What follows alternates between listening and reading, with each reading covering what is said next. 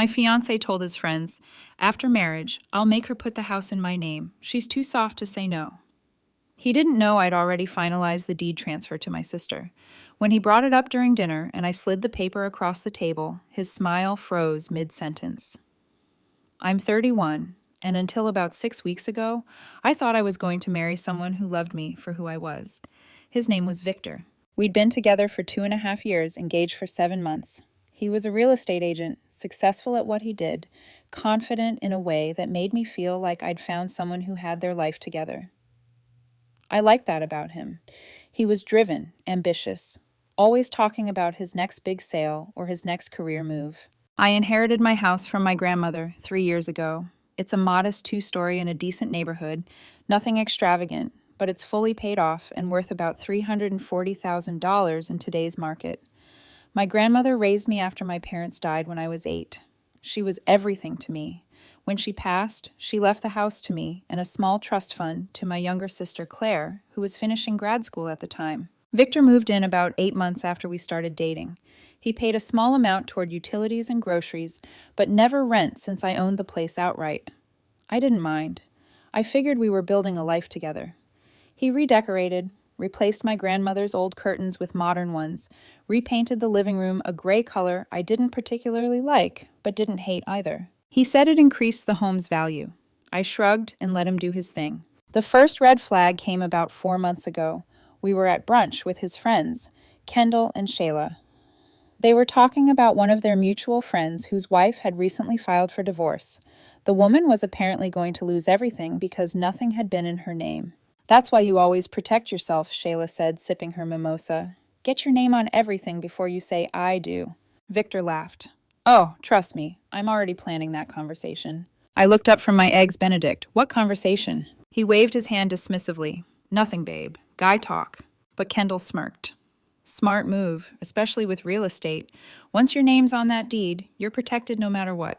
I didn't say anything, but something in my chest tightened. After brunch, in the car, I asked Victor what they'd been talking about. "It's just smart financial planning," he said, checking his hair in the visor mirror.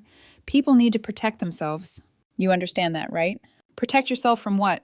"I didn't mean it like that," he said quickly. "I just meant in general. Don't be so sensitive." I dropped it, but I didn't forget it. The second red flag came 3 weeks later.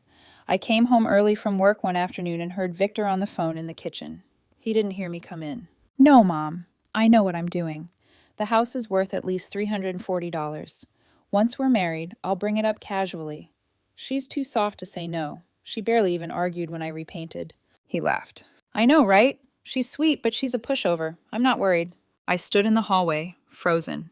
My heart was pounding so hard I thought he'd hear it. I backed out quietly, closed the front door loudly, and called out like I'd just arrived. "Hey, babe, I'm home." He came around the corner, smiling. "Hey, you're early. Everything okay?" "Yeah, just finished up early. How was your day?" "Good. Just talking to my mom." I nodded, went upstairs, and sat on the edge of the bed for 20 minutes trying to process what I'd heard. That night, I couldn't sleep. I kept replaying his words. Too soft to say no. She's a pushover. I'd always thought my kindness was a strength, but to him it was a weakness, something to exploit. The next morning, I called Claire and told her everything. "Are you serious?" Claire sounded furious. "He actually said that, word for word?" "Yes." "What are you going to do?" "I don't know. I need to think." Claire was quiet for a moment.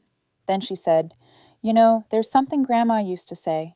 Protect what's yours before someone else decides it's theirs." "What are you suggesting?" "I'm suggesting you get ahead of this. If he's planning to manipulate you into signing over the house, you need to make sure that's not an option." "How?" "Transfer it to me temporarily. You trust me, right?" I did. Claire was the only family I had left. She'd never screw me over. "Let me think about it." I spent the next 2 days researching. I looked into deed transfers, asset protection, what my options were. Legally, I could transfer the house to Claire as a gift. It would take about 2 weeks to process. If things went south with Victor, I could transfer it back. If things somehow worked out, I could explain it as protecting my grandmother's legacy until I was sure about the marriage. I made the decision on a Thursday. I called a real estate attorney, explained the situation without going into too much detail, and started the paperwork. By the following Friday, the deed transfer was finalized. The house was now in Claire's name. I still lived there, still paid all the bills, but legally, I owned nothing. Victor had no idea. The next 2 weeks were strange. I watched Victor differently.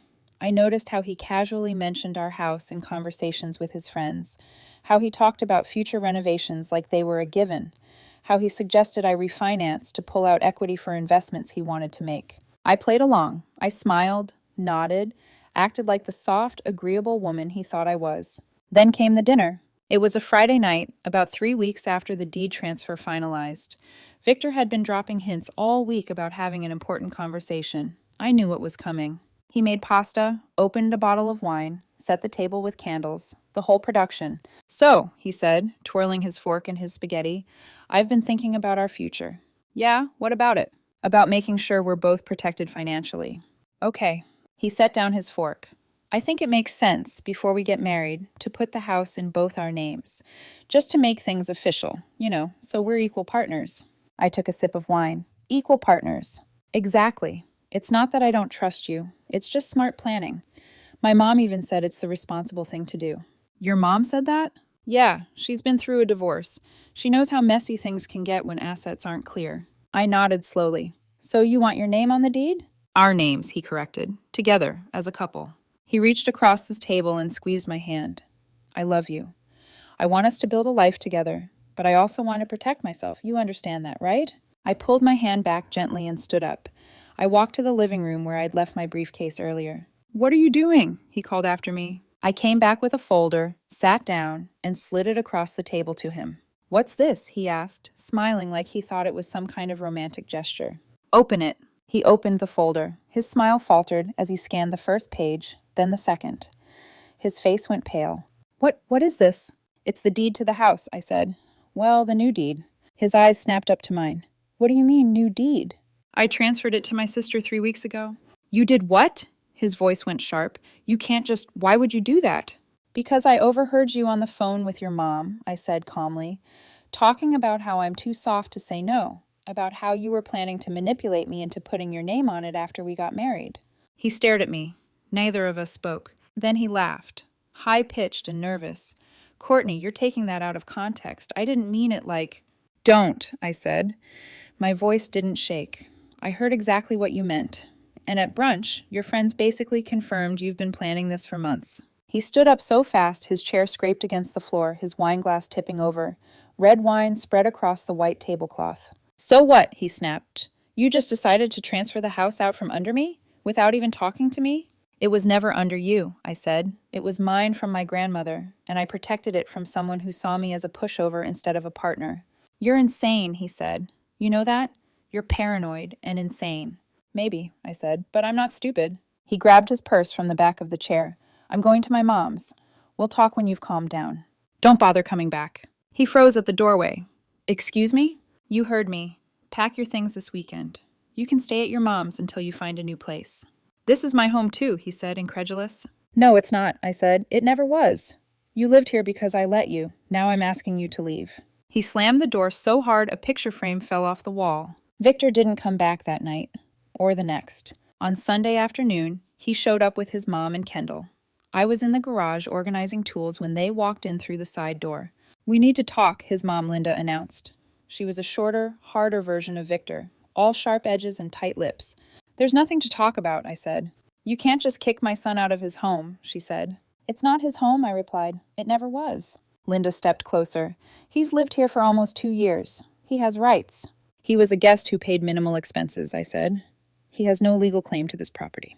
"We'll see about that," she said. "I've already contacted a lawyer." I leaned against my workbench. "Good luck with that. The property isn't even in my name anymore. It's in my sister's. Victor has zero claim to anything." Victor spoke up for the first time. "Why are you doing this? I love you. We were going to get married." "You love my house," I said. "There's a difference." "That's not true." "Then why did you tell your mom I was too soft to say no when you asked me to put your name on the deed? Why did you tell your friends you were planning to protect yourself by getting your name on my assets?" Linda's face hardened. "Smart people protect themselves." "Smart women do too," I said. Kendall, who'd been silent until now, finally spoke. "Victor, maybe we should just go." "No," Victor said, his voice cracking. "I'm not leaving. Half the stuff in this house is mine. I paid for the furniture, the decorations. Take it, I said. All of it. I don't want any of it. His eyes filled with tears. For a second, I almost felt bad. Then I remembered him laughing on the phone about what a pushover I was. You're going to regret this, Linda said, when you're alone in this house with nothing but your pride to keep you warm. I'll take my chances. They left. Victor came back Monday morning with a moving truck and 2 friends. I stayed in my bedroom while they cleared out his belongings. It took about 3 hours. When they were done, he knocked on my door. Can I come in? I opened it. He looked exhausted. I'm sorry, he said quietly. I didn't mean for things to go this far. I was just scared. My mom drilled it into my head that I needed to protect myself, and I listened to her instead of trusting you. That's the problem, I said. You never trusted me. You saw me as someone to manage, not someone to love. That's not fair. You literally called me a pushover. He wiped his eyes. I know I screwed up, but we can fix this. We can go to therapy, work through it. I don't want to fix it, I said. I want you to leave. He stood there for another moment, like he was waiting for me to change my mind. When I didn't, he turned and walked out. I heard the front door close. I heard the moving truck pull away. Then it was just quiet. The next few days were weird. The house felt empty without all of Victor's stuff. The gray living room walls I'd never liked suddenly seemed stark and cold. I repainted them back to the warm beige my grandmother had chosen. It took me an entire weekend, but it felt right. Claire called me every day to check in. How are you holding up? She asked. I'm okay, I said. Honestly, good. Because Victor's been posting on social media. About what? About how you stole the house from him. How you manipulated him. I sighed. Of course he is. He's getting a lot of sympathy. Do you want me to say something? She asked. No, I said. Let him vent. The people who matter know the truth.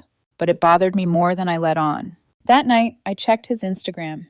Sure enough, there were posts about narcissistic partners, financial abuse, escaping toxic relationships. The comments were full of his friends supporting him, calling me every name in the book. I almost responded, almost posted my side of the story. Then I remembered something my grandmother used to say. Don't wrestle with pigs. You both get dirty, and the pig likes it. So I stayed silent. A week later, I got a letter from Linda's lawyer. It was exactly what I expected, a demand that I compensate Victor for improvements he'd made to the property and for unjust enrichment since he'd lived there. They were asking for $45,000. I forwarded it to my own lawyer, the same one who'd helped me with the deed transfer. She laughed when she read it. They have no case, she said. He was a guest in a property you owned. He made voluntary improvements without a written agreement, and now you don't even own it anymore. Tell them to pound sand. My lawyer sent back a response that was professional but firm. Victor had no legal claim to any compensation. The property was no longer in my name.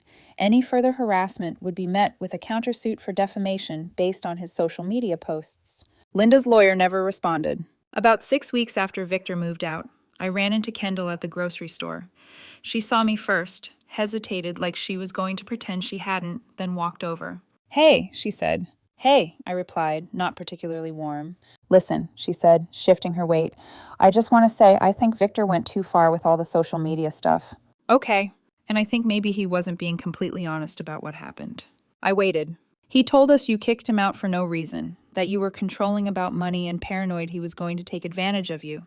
But Shayla heard from someone else what really happened, about the phone call you overheard, and I think you had every right to protect yourself. She paused. Victor's been different lately, ever since his mom got more involved in his life. It's like he started seeing everything as a transaction. Yeah, I said, I noticed. I'm sorry, she said, for what it's worth. Thanks. She nodded and walked away. It didn't change anything, but it felt like a small vindication. Around the same time, Claire and I started talking about the house. She'd been holding the deed for 2 months, and we needed to figure out the next step. Do you want me to transfer it back? She asked over coffee at her apartment. Not yet, I said. I'm thinking about selling it eventually. Too many memories here now. What would you do with the money? Maybe buy something smaller, I said, or travel for a while. I've been working nonstop for years. Maybe it's time to just live a little. Claire smiled. Grandma would have liked that. Yeah, I said, she would have. We decided to keep the house in Claire's name for another 6 months, just to be safe. If Victor or Linda tried anything else legally, they'd hit a dead end. After that, we'd reassess. It's been 5 months since Victor moved out. The house is still in Claire's name, and I'm still living here, but I've started looking at properties in other cities. I work remotely, so I have flexibility. I'm thinking somewhere near the coast, somewhere that doesn't remind me of the last 2.5 years. I heard through mutual acquaintances that Victor is engaged again, some woman he met through work. They've been together for 3 months. Part of me wanted to feel vindicated, like it proved he'd never really loved me, but mostly I just felt tired. Linda apparently tells people I ruined Victor's life, that I was emotionally abusive and controlling. A few people believed her, most didn't.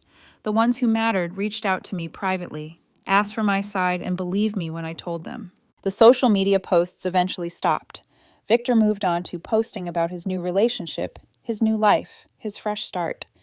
I unfollowed him. I didn't block him. I just removed him from my feed. It felt like closing a chapter without slamming the book shut. Claire keeps asking if I'm dating anyone. I'm not. I don't really want to yet. I'm still processing what happened, still figuring out how to trust someone again without wondering if they're counting my assets instead of caring about me. My grandmother's house, or I guess technically Claire's house now, is quieter than it's been in years. I repainted the bedroom, replaced the furniture Victor took with simpler stuff from thrift stores. It feels more like mine again. Or maybe it just feels less like his. I don't regret what I did. Transferring the deed was the smartest decision I've made in years. It protected my grandmother's legacy and taught me that being kind doesn't mean being naive. I can be soft and still have a spine. I can trust people and still protect myself. Victor taught me that the hard way. And honestly, I'm grateful for the lesson.